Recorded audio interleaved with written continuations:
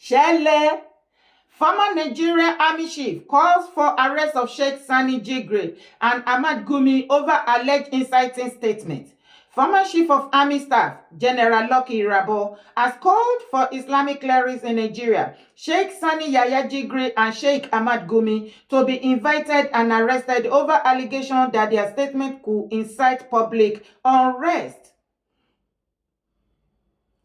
Speaking on Channel TV, Irabo said some of the statements made by the clerics at different times could further worsen the country's security challenges. He stressed that no one is above the law and urged the authority to take appropriate action where necessary.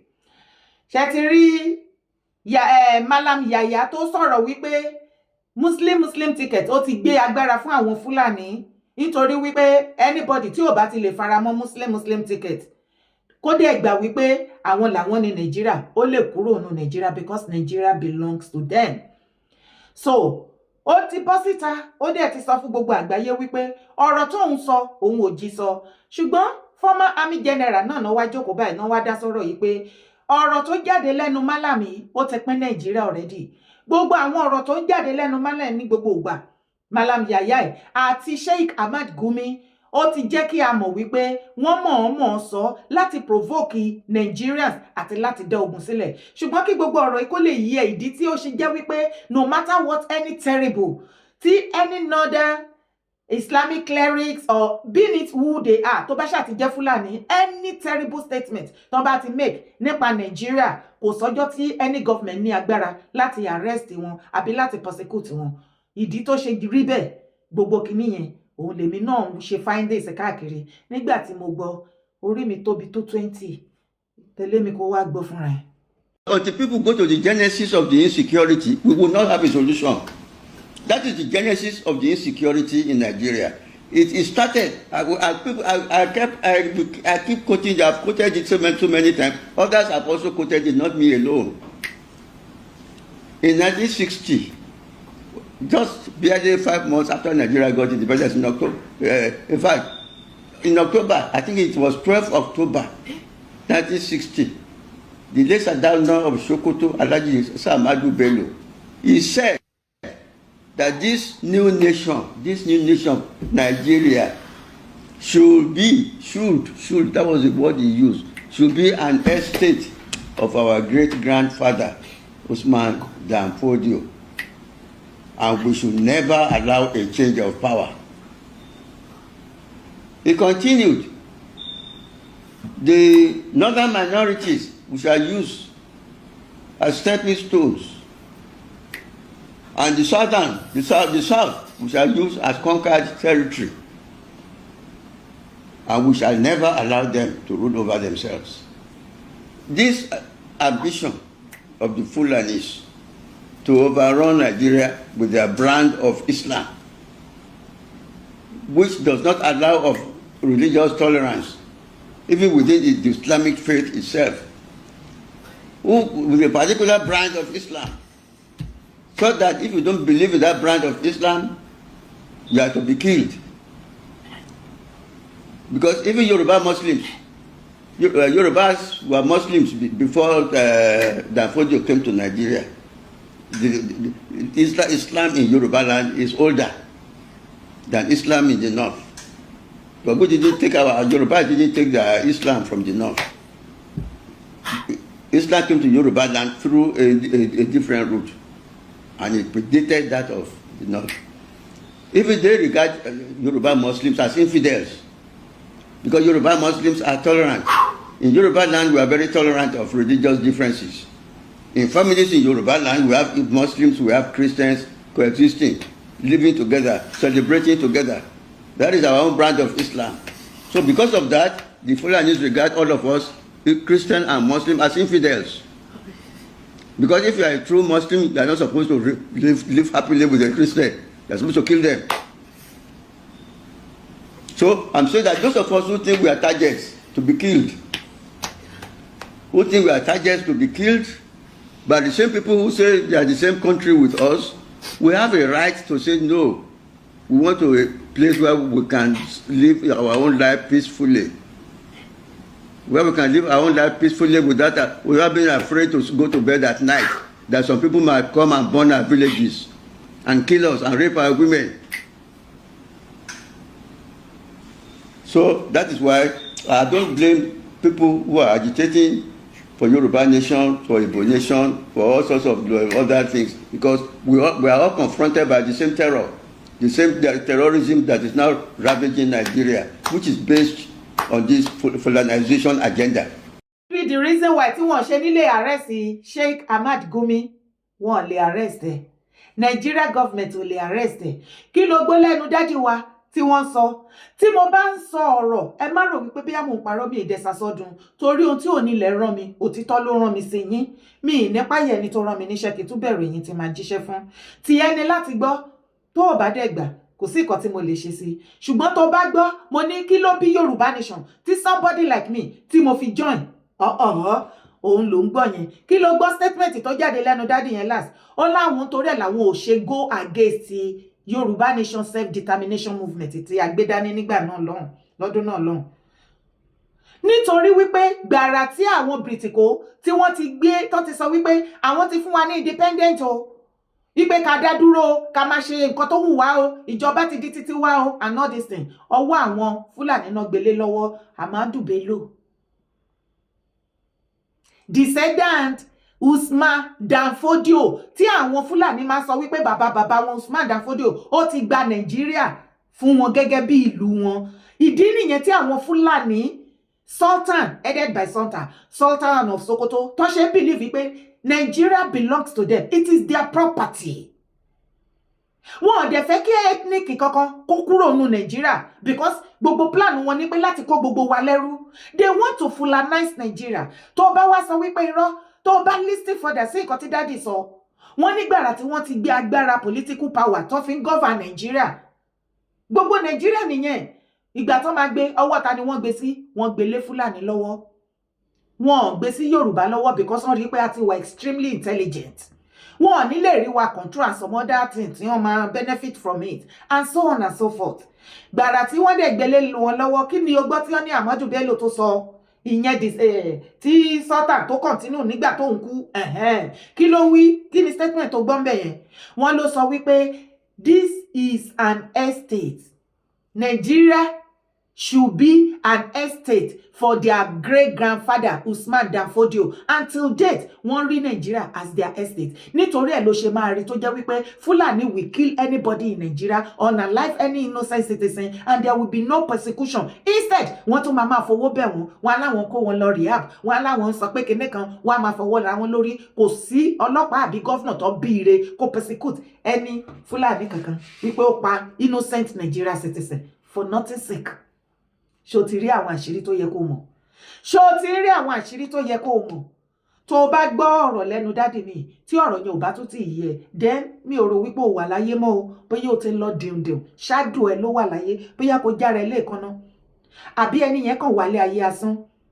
Ìdí nìyẹn, ìwọ tó bá bú bàbá Tinubu, tó bá rò wípé èébú yẹn ló rò wípé wọ́n máa bú, tá a fi máa rí nǹkan tá a fẹ́ gbàgbà, then continue. Àtàgbà àtọmọdé yín, ẹ continue.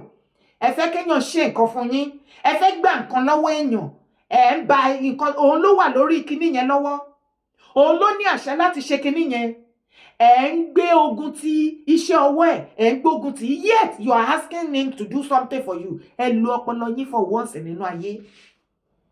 Mo ń sọ fún ẹ̀yin ìran ọmọ kóòtù ajíire Yorùbá tí ẹ kì í ṣe alábòsí, tẹ́ ẹ ń fẹ́ ìtẹ̀síwájú fún ilẹ̀ kóòtù ajíire Yorùbá àti fún àǹfààní ire fún ayé yín àtàwa àtàrọ́mọdọ́mọ wa.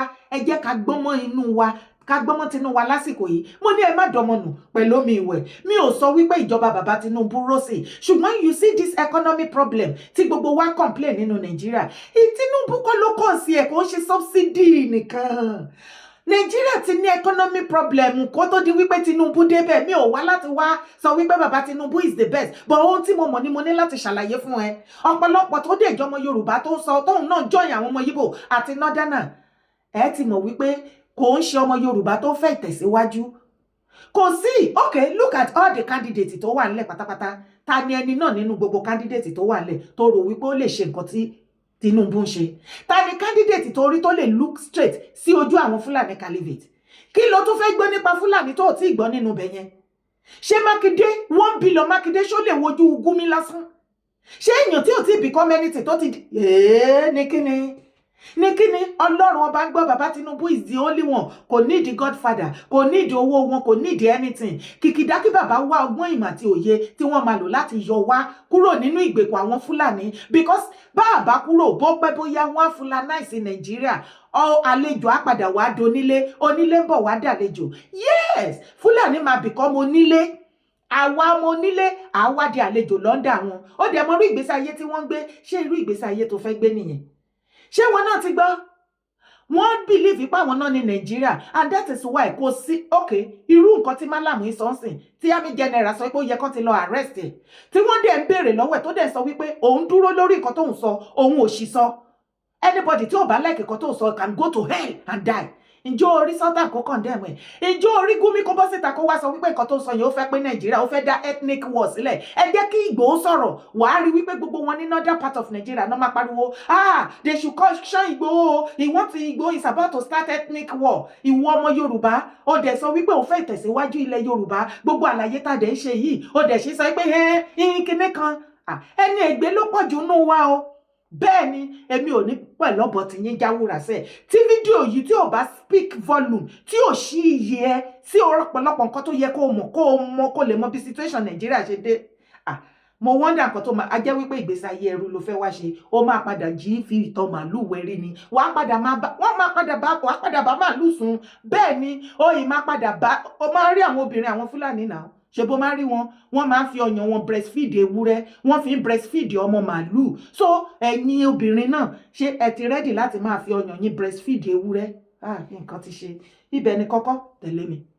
Gẹ́gẹ́ bí ẹ ṣe ń wò lójú ìwòran wa ìlú Ẹkùn Security Network ní wákàtí ní àárín ní ìlú Èjìgbò, pàápàá jùlọ bí a ṣe ń wò wọ́n lóyún ojú ìwòran wa yìí, a rí wípé ní Èjìgbò local government, kí a tiẹ̀ sọ wípé ní ibi ilé àgọ́ ọlọ́pàá tó wà ní ìlú Èjìgbò ni wọ́n wà lọ́wọ́lọ́wọ́ báyìí.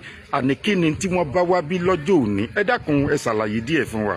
Kábíyèsí bàbá mi, adúpẹ́ lọ́wọ́ ọlọ́pàá orílẹ̀-èdè wa, bàbá wa commissioner police, Ọlọ́run jẹ́ kẹ́mi wọn ogun, IT Ọlọ́run jẹ́ àrí wọn pẹ́, akí gbogbo ọ̀gá ọlọ́pàá pátápátá, Ọlọ́run má jẹ́ kílẹ̀ Yorùbá bàjẹ́, Ọlọ́run má jẹ́ Nàìjíríà bàjẹ́ lápapọ̀.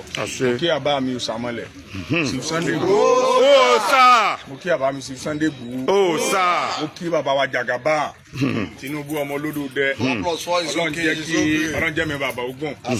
Ẹni tí abádébí lónìí ni wípé àwọn bàbá yìí dà, ẹ súnmọ́ bí àwọn bàbá yìí ni wọ́n pè kan ní ara àwọn kọ̀mándà wa ní Èjìgbò wípé Fúlàní da ẹran wọnú oko wọn. Fúlàní yẹn tó wá ń wú ẹ̀gẹ́, ó ń wú ìgbàdo wọn fún màálù jẹ, àwọn akamọ́ bẹ́ẹ̀. So wọ́n dẹ̀ ṣe fídíò rẹ̀, wọ́n mú wá sí gbòòrò, wọ́n rí nírí pé ó lòun máa ṣẹ́tù pẹ̀lú wọn pé ká má bàa sọ díjà. Wọ́n dẹ̀ ṣẹ́tù láàrin ara wọn pẹ̀lú olóko àti Fúlàní. So mo rò pé láàrin yẹn ni wọ́n ti fún olóko, wọ́n fún olóko ní 200,000 àbẹ̀rẹ̀ náà. Ta ni olóko? Olóko nílé yìí. Àwọn olóko náà lẹ́wọ̀n wọ́n fún wọn ní 150,000 yìí pé owó gbàmọ́bínú wọ́n fi bẹ̀bẹ̀. So n tí wọ́n rí ni pé àwọn ọ̀rọ̀ ẹkùn lẹ́yìn ìgbà tí wọ́n kú mbẹ̀ tán, tí olóko àti onímọ̀ọ́lù tí wọ́n Fúlàní tí wọ́n jọ yanjú ọ̀rọ̀ ara wọn, àwọn ọ̀rọ̀ ẹkùn ti bá tiwọn lọ. n tán rí láàárọ̀ yìí ni pé ṣe ni Fúlàní tó lọ lóòdù ọlọ́pàá wá láti máa sa gbogbo yẹn káàkiri ìlú. Lẹ́yìn ìgbà tóun gangan fún rẹ̀ ló ti gbà wípé òun fẹ́ san owó òtan rẹ̀. tó ìtún ti san ọwọ́ bọ́ta láàárọ̀ wà lọ kọ́lọ́pàá, ó fi ń kó gbogbo ọmọ Yorùbá àti gbogbo ọmọ ọ̀rọ̀ ẹkùn tó wà nílùú Èjìgbò wípé àwọn lẹ́tọ̀ọ́ àti máa wú gbogbo tó bá wà nínú oko láti máa fẹ́ràn àwọn jẹ. Ìdí nìyẹn táwa fi wá débì, káwa mọ tán bá rí lọ́bẹ̀ tán fi wá ru ọwọ́ làwa fi débì báyìí. Orúkọ mi Odòkan Abíọ́dún, state commandant Ọ̀ṣun state, under baba Chief Sunday Igboho sir. Tí mo jẹ́ commandant Ọ̀ṣun state. So bàbá mi Ọlọ́run ní jẹ́ kẹ́ parẹ́ láláì. Àmín àṣẹ. Lálùbáríkà. Ṣé ń lọ? Ṣé ti rí bó ṣe ń lọ? Ẹ kọ́kọ́ bá mi ṣàdúrà fún brọ́dà wa, leader ìlú Ẹkùn ní Ọ̀ṣun state. Ní tí ní tẹ́ láéláé. Ilẹ̀ Yorùbá gbè yín, bẹ́ẹ̀ ni. Bẹ́ẹ̀ bá ṣe ń lọ ẹ máa lọ re, bẹ́ẹ̀ bá ń bọ̀ ẹ máa bọ̀ re lágbára lọ́wọ́ Ọlọ́run. Gbogbo àwọn ọmọ ìlú Ẹkùn tó wà lọ́ndà yín ní Ọ̀ṣun state pátápátá ìkọ̀kọ̀ ò ní kú mọ́ yín lójú. Ìlú Ẹkùn ò ní bọ̀jẹ́ o, òkè àgbàlá ń lọ. àyè sọ̀rọ̀ yẹn lọ́wọ́ wípé ìdí tí wọ́n ṣe rí Nàìjíríà pẹ́nìtì àwọn Fúlàní pẹ́nìtì tó bá ṣe nínú Nàìjíríà àṣegbé ìdí tẹ́ ṣe rí Sultan of Sokoto tó ṣe ń hùwà bẹ́ni wípé is the owner of Nigeria ṣé ẹ̀ kì í rí traces ẹ̀ lára ẹni ìwọ náà ṣáwọn Yorùbá ò lójú inú mọ́ ni ṣé bẹ́ẹ̀ náà ni ẹ̀ mójú ọ̀pọ̀lọpọ̀ mójú tí ẹ̀ mọ́ra ẹ̀ kàn lè wo nǹkan láì sọ̀rọ̀ nígbà tí Yorùbá tí kóòtù àjíire Yorùbá ń jẹ́ kóòtù àjíire Yorùbá amójú amara mèdè amóhun amọ̀rọ̀ ṣùgbọ́n nísìnyí wọn gbọ́n kankan mọ́ àbòsí tí wọ́n láìkí láti máa fi ti gbogbo nǹkan ó ti blindfold everybody kò jẹ́ kí wọ́n máa rí nǹkan tó yẹ kán rí tí ò bá jẹ́ bẹ́ẹ̀ bí Sultan of Sokoto ṣe máa ń jókòó lásán wàá mọ̀ ìjókòó Diona ni bó bá rìn ìrìn Diona ni gbogbo ìṣe ìsọ̀rọ̀ everything the owner of Nigeria ló máa ṣe wípé inheritance òun ni bàbá great bàbá Usman Dan Fodio wọ́n ti gba Nigeria Ahmadu Bello Toyi Sultan of Sokoto take over from him ó ń jẹ́ kó yé wa wípé kí ni o Nigeria is an estate for their great grandfather Usman Dan Fodio tó jẹ́ sí pé gbogbo wa Yorùbá or every other ethnic yàtọ̀ fún Fúlàní àlejò ni wá ń bẹ̀ wọ́n ń rí wa bẹ́ẹ̀ ni wípé àánú wọn ṣàánú wa náà ṣe ń jẹ́ ká gbé nínú Nàìjíríà àwa ń sọ̀rọ̀ ìgbà Yorùbá nation ẹ lọ́mọ àlè ni wá ẹ nígbà ẹ láwo nísìn kò tún sí ọ̀rọ̀ Yorùbá nation ẹ tún wo bí tá a wà kí bàbá ká panupọ̀ ká sọ fún bàbá Tinubu kó tó kúrò ńbẹ̀ kí wọ́n jọ kán fún wa ní regional ká lè mọ bá ṣe máa ṣèjọba ara wa nílẹ̀ Yorùbá kí wọ́n tó fulanize wa kó tó fọyàn àyà ẹ kó tó máa fi fíìdì ewúrẹ́ kí brọ́dà ẹ ọmọ ẹ kó tó jí láàárọ̀ kùtù lọ máa fi tọ́ màálù kó fi wẹnu húhù kó ṣì ìtọ́ kó fọwọ́ tàpù ìdí màálù ṣáà lórí ẹ̀ kó fi fọ ojú kíkí ní ẹ̀ máa lè kó mú kí ní ìdí ẹ̀ kó rí bọ̀bọ̀ ìdí màálù kó máa yáta wáyé ooo. ṣé ẹ gbé nǹkan tó ṣẹlẹ̀ lọ́ṣun wọ́n máa ń mọ̀ọ́mọ̀ ṣe ni o because wọ́n ti sọ fún wọn wípé àwọn náà ní Nàìjíríà ẹni tètò bá dá lára àṣegbé ni kò sẹ́nibọ̀dì tó gbọ́dọ̀ persecute wọn look at this now ṣé lè make sense lójú wa nílùú tó lọ́ba tó níjòyè ẹ jẹ́ kí Ìgbòho kó wá lọ síbi ibẹ̀ yẹn kó wá dá sọ̀rọ̀ yẹn sí ẹ̀rí Gumi ẹ̀rí Àtìkù ẹ̀rí Ṣòwòrẹ́ ẹ̀rí gbogbo wọn ṣé wá rí gbogbo ẹ̀yin ọmọ àlè tí Ìgbòho bá ti ṣe nǹkan láti protect ilẹ̀ Yorùbá tẹ́yìn náà máa ń support àwọn nọ́dánà gbogbo ọmọ kóòtù àjíire tó kù ẹni ọmọ Yorùbá tó bá ti bọ́ síta tó attack Ìgbòho ipò protect wa tó dẹ̀ sọ fáwọn Fúlàní wípé peace òun la fẹ́ nílẹ̀ Yorùbá if you can't do with peace then move out anybody tó bá wá being an activist tí àbá lè jẹ́ okùn ẹ̀mí ẹni yẹn ajẹ́pẹ́ ní ègbé ní gbogbo wa torí ó ti hàn gbangba wípé ọ̀tá ọmọ Yorùbá tó ti gbàbọ̀dè lọ́wọ́ àwọn Fúlàní tí Fúlàní dẹ̀ ń kówó sínú àkáǹtì wọn burúkú wọ́n ní láti ṣiṣẹ́ owó wọn including Ganiju Ige Adams àti OPC ẹ̀ wọ́n ti gbàbọ̀dè fúnlẹ̀ Yorùbá. bóyá wọ́n ti gbowó tó lágbára lọ́wọ́ Fúlàní tí ò dẹ̀ deliver bóyá wọ́n ti gbé owó sákàǹtì ẹ̀tọ́ ti sọ wípé òun ni olórí ààrẹ òun ni Ààrẹ Ọ̀nà Kakanfò ẹni ọ̀dà jagunjagun security kankan tó bá máa dìde nílẹ̀ Yorùbá ó máa wà London òun kọ́ máa wọ̀rí wọ́n á máa ṣiṣẹ́ wọn lọ wọ́n á máa pa kúkúrú wọ́n á máa pa gúgùn wọ́n á sì máa gba ransom òun á dẹ̀ máa gba ṣí ẹ̀ tiẹ̀ sórí Ganiju Ige Adams ó jẹ́ wọ̀nà àwọn boys ẹ̀ wọ́n á fìyà jẹ́ ìwọ lèmi wà after tó o bá jẹ́ kó push ẹ̀ jù àṣírí ẹ̀ pọ̀ ńlẹ̀ Gani Gani ṣọmọ ẹgbẹ́ ìmọye return ransom tó bá gbà ó ní ṣíẹ̀ tó wá sọ́dọ̀ ẹ̀ ó dẹ̀ kó ṣetán tó fẹ́ ṣẹ̀sán nílẹ̀ Yorùbá mo yìí bẹ́ẹ̀ sọ ní kékèké ò fẹ́ gbọ́ ìwọ fọwọ́ ara ẹ kò mo sọ fún ọ̀pọ̀ ẹ ló máa parẹ́ ìwọ máa dígì gírèfù bó ṣe dígè tó ṣe ń jì sí ìwọ ló máa kó sínú ẹ bẹ́ẹ̀ ni kò sọmọ Yorùbá òtítọ́ kan tó máa jì síbẹ̀ ẹ lọ sí inú oko olóko ẹ mú ẹ̀gẹ́ tí wọ́n ṣe wàhálà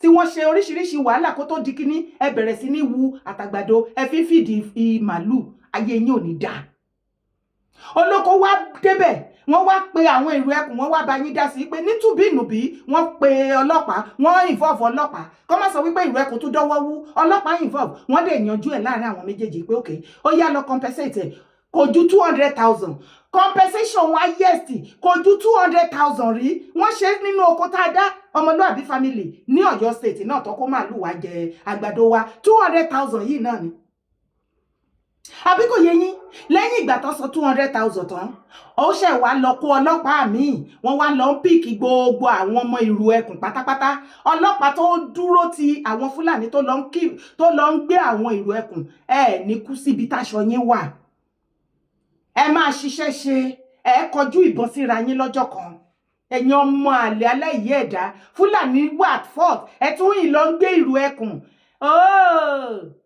àwa àmọ́ bí gbogbo géèmù ṣe ń lọ Fúlàní tó padà lọ pé ọlọ́pàá ṣe rò pé kò dédé lọ pé ọlọ́pàá ni ọwọ́ ta lẹ ti bá ń bẹ̀ yẹn ọwọ́ ta lẹ bá ń bẹ̀ ọwọ́ Gani ló máa ń incite gbogbo wọn ló máa ń kì wọ́n láyà go back nǹkan tó ní kó má ṣe ó yá lọ ṣe because Gani wá gbogbo ọ̀nà tí ìjà fi máa ṣẹlẹ̀ láàrin òun àti ìró ẹkùn because agbára lára àwọn òòṣà tó ní láti ta ẹ̀jẹ̀ sílẹ̀ fún láti bí ọdún bíi mélòó kan kò rẹ́jẹ̀ mu wàhálà ti dé ara ní mẹ́wàá ti ṣe Gani bó ṣe wà yẹn ibẹ̀ ní kọ́kọ́ là ń lọ ṣe ti rí bó ṣe ń lọ tún tẹ̀lé mi kó tó wá gbélé iná. That the greatest service Tinubu will render this country is not to have been president. After you achieve your president, please don't run again. Please, for this country, for your own sake, don't run again. And I'm still saying so. He has nothing left to offer. You've been president for 4 years. The records will always show you were president. You didn't do very well.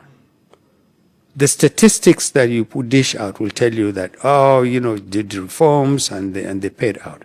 The reality on the ground is that you're quite possibly the worst president Nigeria ever had. Really, sir?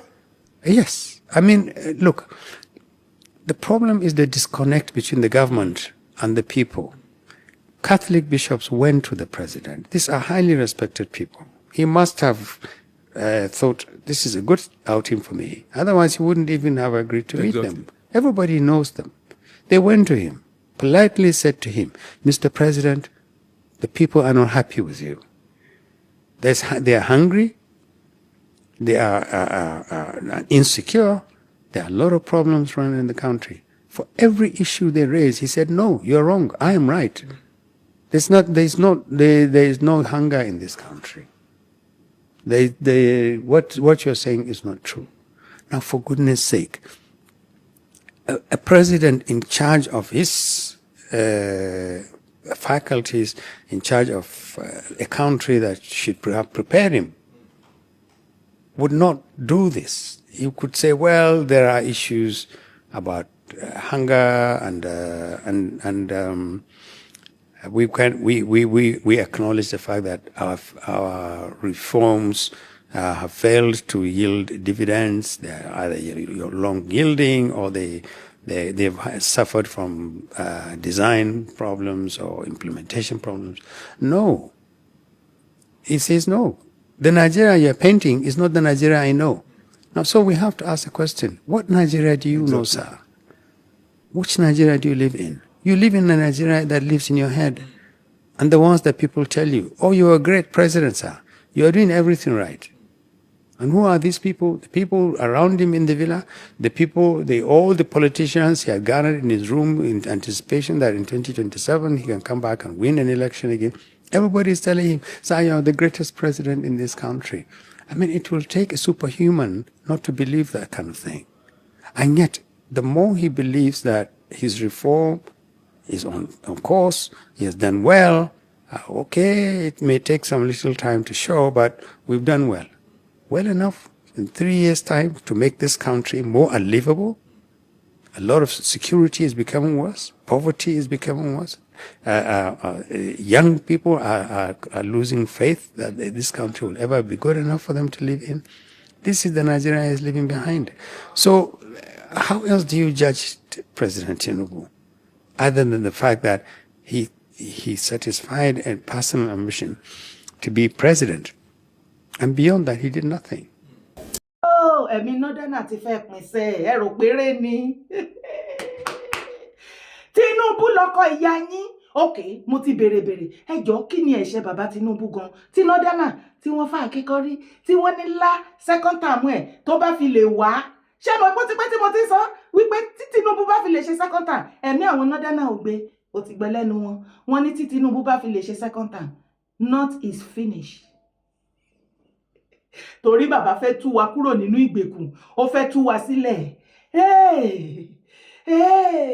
àwa ń sọ fún yín ẹ má dọmọnù pẹ̀lú omi ìwẹ̀ gbogbo ariwo tí àwọn northerners ń pa online economic hardship ṣé Tinubu ló dá economic hardship sílẹ̀ ní Nàìjíríà kó tó di pé become president tó yọ subsidy ṣé kò sí economic hardship ṣé nǹkan tó rà ní 10 years ago ló ń ra the same price nísìn ẹ jẹ́ àsòótọ́ ṣé o wá rí subsidy yẹn owó yẹn náà àárín àwọn northern candidate náà ti ń pín gbogbo nǹkan tó rí tí àwọn northerners ń sọ yìí there is a Tinubu has done nothing he has contributed nothing therefore yes it's enough for him he can't continue because there is an hardship there is more insecurity there is more this and that gbogbo nǹkan tí northerners wá kà sílẹ̀ insecurity ta ló wà brain behind insecurity ta ló wà brain behind insecurity bá mi kọ síbi comment section sharply ṣé kò ń ṣe àwọn northerners náà ni àwọn sultan the Fulani caliphate but ìkọ̀kan wà tí mo fẹ́ ẹ má bínú ooru ni o ìkọ̀kan wà tí mo fẹ́ kó rántí sharply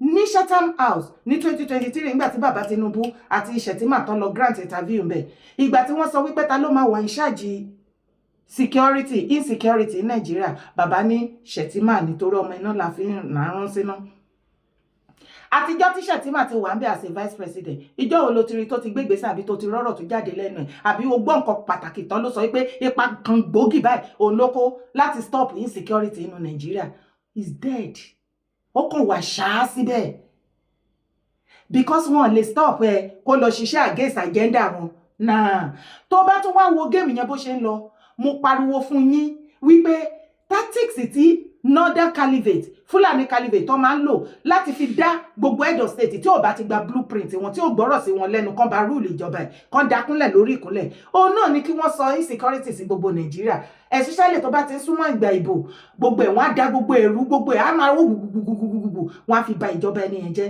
at the end of it all ẹni yẹn wà láì wọ́n bí ìyẹn èèyàn á padà ṣe kí ni pé ẹ wá ẹ̀yin ará bí ṣebí kí n ti gba blueprint yín ni ó yá mo ti ṣe tán.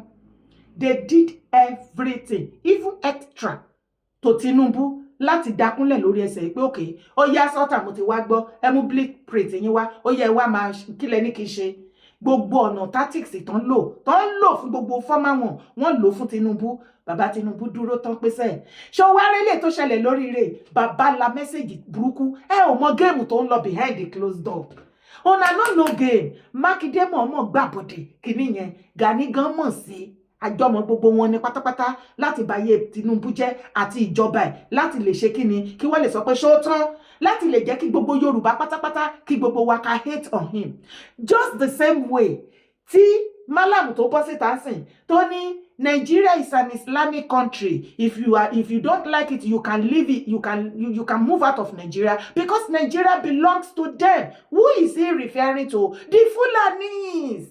So are you now telling me pé you are so má jẹ́ sọ statement yẹn are you now telling me wípé bí gbogbo àlàyé tó ń gbọ́ lójoojúmọ́ káàkiri kò tí ì sí òye tó yí ẹ tó ń bẹ so you are now believing ọ̀rọ̀ tó ń jáde lẹ́nu àwọn northern leader nínú ìjọba Tinubu àti lórí bàbá Tinubu.